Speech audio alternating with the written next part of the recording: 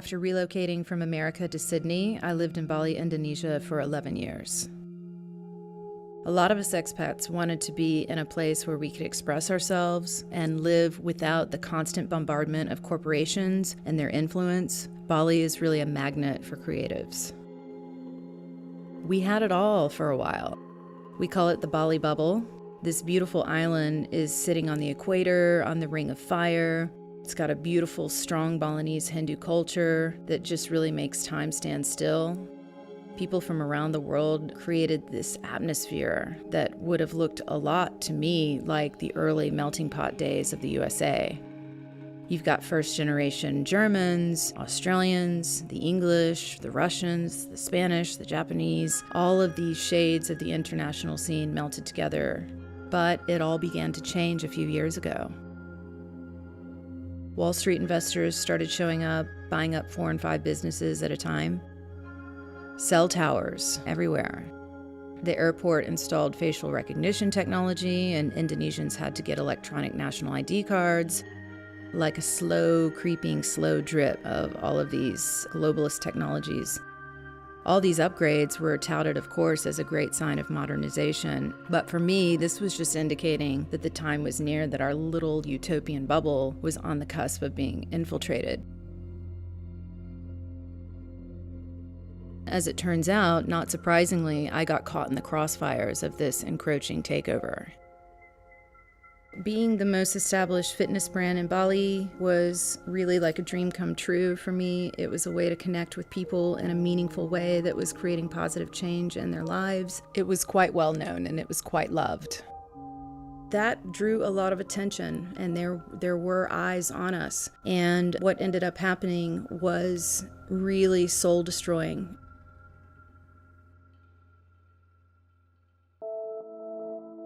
There was an attempted buyout where they planned to incorporate the company in Singapore to make it an international company while cutting me out. And also I had seen they had planned to take over my brand identity, and this was really disturbing. The woman that was a part of this was straight out of Wall Street, and there were actually photographs all over the internet showing her close ties to United Nations. They were attempting to change my birth date on my working visa.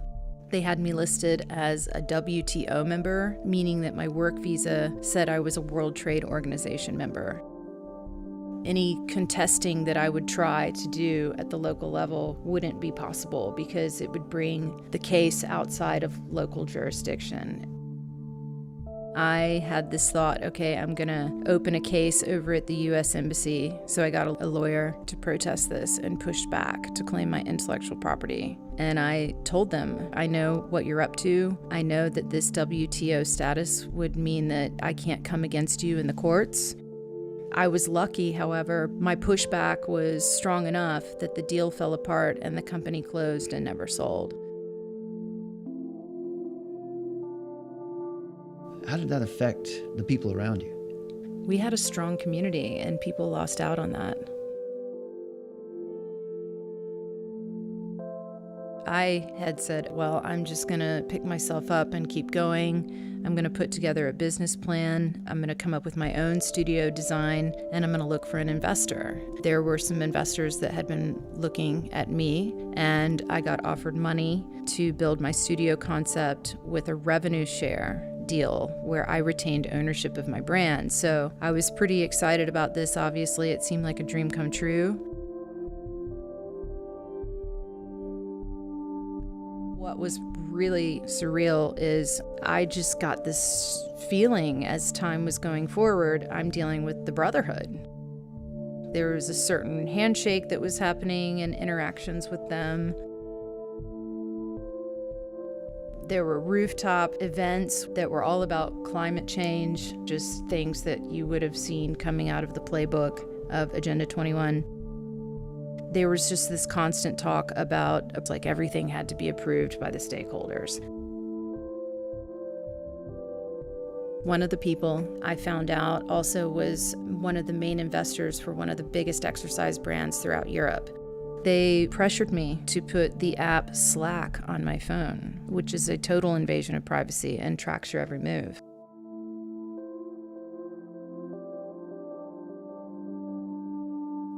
It's supposed to make communications easier amongst the people that you work with. But really what it does is it goes into your entire personal life.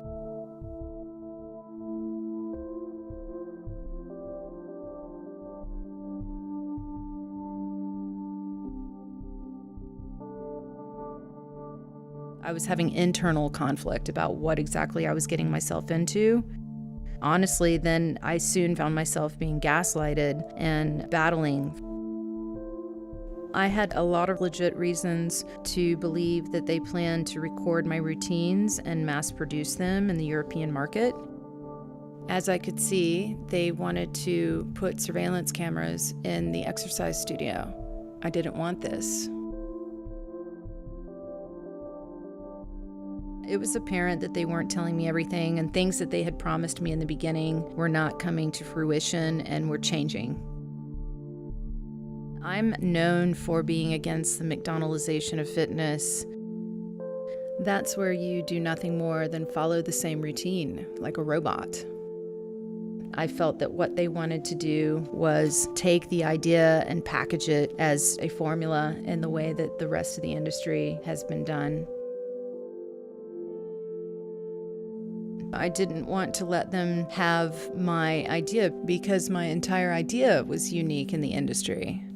So what you had produced over time was not something that was appropriate to be packaged. It's one of those things that ultimately strips the human element out of all experiences. What they were attempting to do, it reduces us to bite-sized data bits. It's like our creative essence is being mined in a database. And so what I see is this dystopian twilight of the centralized globalist technocracy creeping closer. And I could see through the COVID rollout all these different things popping up that were indicating globalization.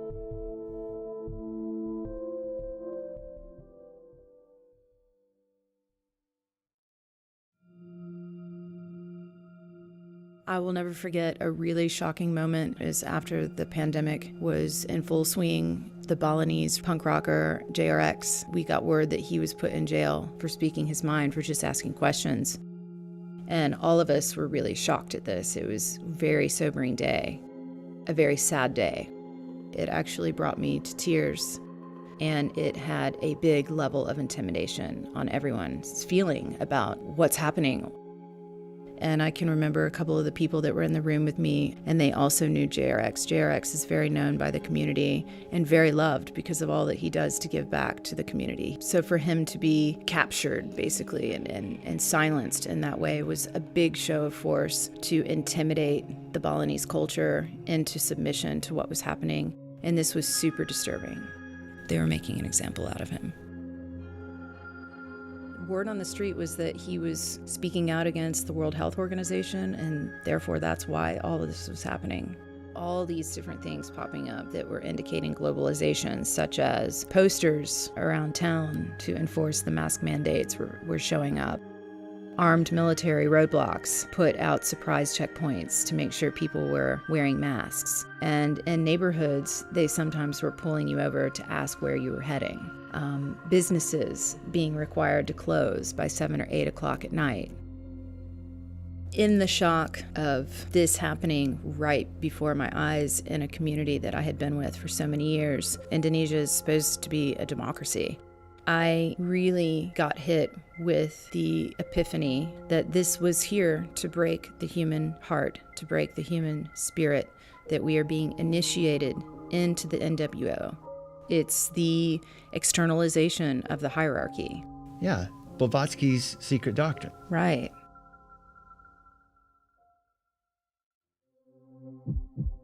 We are being forced into submission. You're either with us or you're against us. It's just a brute force intimidation tactic. How can you speak out if what you say will put you in jail? This is when I started to realize that if I really wanted to do my part to make a difference in all of this and to stop it from happening, I definitely felt a sense of responsibility, that I had to say something, I had to do something about this. And I knew that the way to do that would be to go back to America, because I do believe that if America falls, the rest of the world will fall. It brought into focus very clearly my core values and how this war was ultimately a spiritual battle.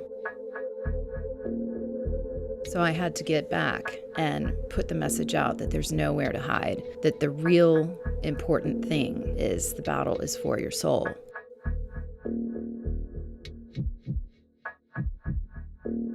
The fact that this is happening to JRX is so wrong. It proves that evil is real. And this evil, it's operating through people and institutions. It's the Antichrist spirit operating through people in a worldwide orchestrated way. There is nowhere to run. This system takeover is worldwide. The war is on humanity. So the question we all need to ask ourselves is your soul for sale?